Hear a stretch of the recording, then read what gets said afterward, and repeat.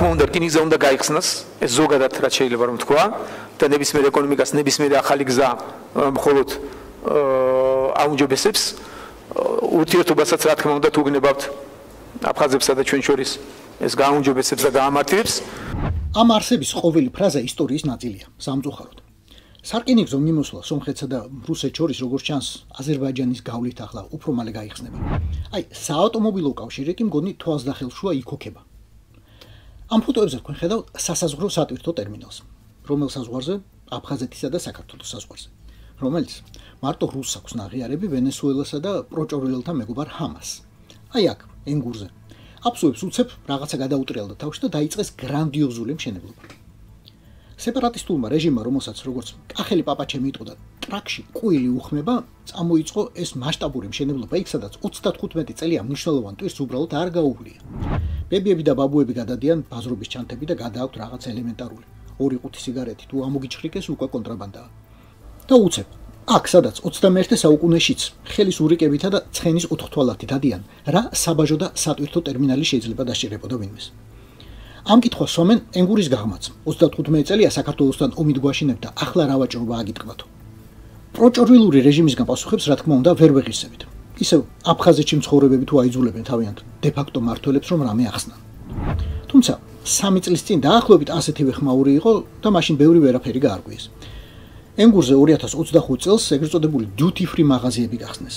ხმაური ჩაცხრა რა კი გადაწყვიტეს ვიღაც გავლენიანს ალბათ გადასახადის გარეშე ვაჭრობა და მეტი მოგება მოუნდა და ჯანდაბასო. მაგრამ რაღაც ჯიხური რომელიც კრასნოდარში მოხულ სიგარეტსა და გუდაუთაში ჩამოსხმულ ვითომ ღვინოს ყიდის ერთია. და მეორეა კაპიტალური მშენებლობა, რომელსაც უკვე აქვს მისასვლელი ბეტონის გზები, სატვირთო მანქანების სასწორები, არ ვიცი, ტვირთების კონტროლის, დათვალიერების სისტემა, რენტგენი და სხვა ყველაფერი, რაც სრულფასოვან საბაჟოს სჭირდება. სანამ პოზიტივისა და იმედს შეუტრიალებიათ მაგას ომი უნდაო, დავასწრებ. ომი არ მინდა. მინდა მხოლოდ ვიკითხო, საბაჟოს ერთ მხარეს სჭირდება საბაჟო მეორე მხარეს. სხვაგვარად ამ ხელა ინფრასტრუქტურის მშენებლობას არანაირი აზრი არ აქვს. რისთვის და რა ტვირთი უნდა შეამოწმონ? ხელის ურიკები თუ ცხენის ტაჭკები, თუ დაფეხვილი ჟიგულები. ტვირთი ქვია კონტეინერს. ტვირთი ქვია რაღაცას, რაც არის 1 ტონა, 2, 51. წარმოიდგინეთ, მარტო თანამშრომელი რამდენი სჭირდება. აწონვას, რენტგენს, ვიზუალურ დათვალიერებას, ფიტოსანიტარულ კონტროლს, ცნობების გამოწერას, დეკლარაციების გაფორმებას, დაზღვევის გამოწერას, საბაჟო გადასახადის მიღებას, ბეჭდების ჩარტყმას, პარკინგის მართვას. აი, რა ვიცი, კიდევ რამდენი საქმე და რამდენი უწყებაა ჩართული ამ პროცესში. და როგორ უნდა დავიჯერო, რომ ამდენ ხალხს შეაგროვებენ, გააწვრთნიან, ცვლილებად ამუშავებენ და ტვირთი უბრალოდ არ იქნება. მაგას ვერ ვჭამთ ბოდიში. ტვირთები იქნება. რა კი ააშენეს, ესე იგი იქნება. ესე იგი აქვთ პირობა, აქვთ მოლაპარაკება და აქვთ გარანტია, რომ ზუგდიდის მხრიდანაც წავა კონტეინერები და იქიდანაც წამოვა. მაშინ კიდევ მაქვს კითხვები. აფსუა მებაჟის დარტყმულ ბეჭედს ენგურს გამოღმა რა ძალა ექნება?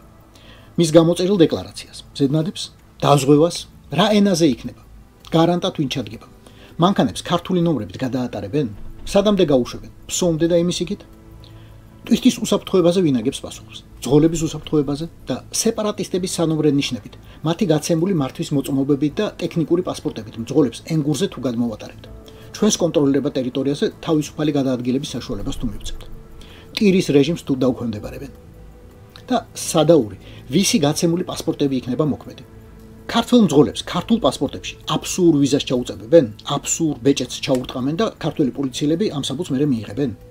გავამარტივებ კითხვებს. არის თუ არა ენგურზე საბაჟო სატვირთო ტერმინალის მშენებლობა კავშირში ოჩამჩირის პორტში სატვირთო ტერმინალის მშენებლობასთან, რომელიც ამ წელს დასრულდა. საიდან გაჩნდება აფხაზეთში ერთდროულად 1200 კონტეინერი? დაახლოებით თუ შეგიძლია წარმოიდგინოთ ეს რაოდენობა. რამდენი მატარებელი უნდა შემოვიდეს და რომელი მხრიდან უნდა შემოვიდეს, ფსოუდან თუ ენგურიდან? ან რამდენი სატვირთო და რომელი მხრიდან? და ესეც ფსოუდან თუ ენგურიდან? Были проведены очень серьезные. კრედიტი რუსეთის შეღავათიანი დაფინანსების პროგრამით მივიღეთ.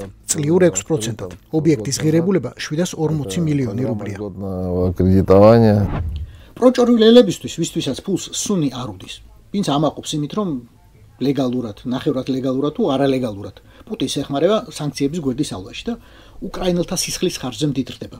არც რუსეთთან თანამშრომლობა არ იქნება მათთვის ენგურს გაღმა სათაკილო. Პირიქით, ვინმე მახაშვილი ან სამხარაძე ლექციასაც კი წაგიკითხავთ, რომ ზუსტად ასე უნდა აღდგეს ნდობა მხარეებს შორის და ბატონი ბორისი აუცილებლად გვიყიდის მიწას, რომელიც 1993 წელს რუსმა წაიღო. რა არ შეუსრულებია, რასაც დაგვირები აქამდე, ხო? დათვლილი უკვე რამდენი ფული ჭირდება და რა არის საჭირო იმისთვის, რომ თქვენ სახლებში დაბრუნდეთ. ამისთვის საჭირო იქნება დაანგარიშებული მოქ არანაკლები 4-ისა და არა უმეტეს 6 მილიარდი დოლარისა და ამის შესაძლებლობა არსებობს. ჩვენი პირადი თუ გარედან დახმარებაც იოლი იქნება.